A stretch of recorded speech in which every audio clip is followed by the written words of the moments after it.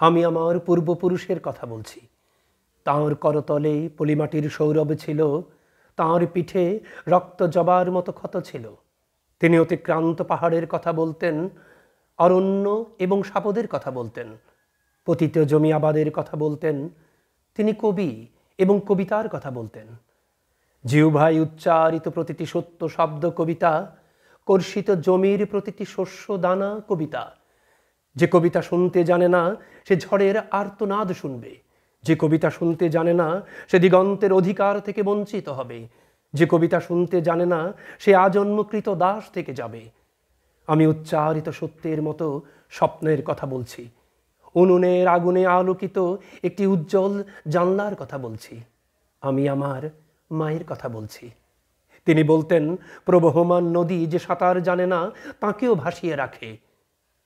যে কবিতা শুনতে জানে না সে নদীতে ভাসতে পারে না। যে কবিতা শুনতে জানে না সে মাছের সঙ্গে খেলা করতে পারে না। যে কবিতা শুনতে জানে না সে মায়ের কোলে শুয়ে গল্প শুনতে জানে না। আমি কিংবদন্তির কথা বলছি। আমি আমার পূর্বপুরুষের কথা বলছি। আমি বিচলিত স্নেহের কথা বলছি। গর্ভবতী বোনের মৃত্যুর কথা বলছি।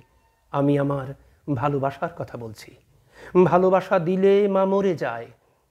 যুদ্ধ আসে ভালোবেসে মায়ের ছেলেরা চলে যায়। আমি আমার ভাইয়ের কথা বলছি। যে কবিতা শুনতে জানে না সে সন্তানের জন্য মরতে পারে না। যে কবিতা শুনতে জানে না সে ভালোবেসে যুদ্ধে যেতে পারে না। যে কবিতা শুনতে জানে না সে সূর্যকে হৃৎপিণ্ডে ধরে রাখতে পারে না। আমি কিংবদন্তির কথা বলছি। আমি আমার পূর্বপুরুষের কথা বলছি। তাঁর পিঠে রক্ত জবার মতো ক্ষত ছিল, কারণ তিনি কৃতদাস ছিলেন। আমরা কি তাঁর মতো কবিতার কথা বলতে পারবো? আমরা কি তাঁর মতো স্বাধীনতার কথা বলতে পারবো? আম্মু আসো, অফ করে দাও।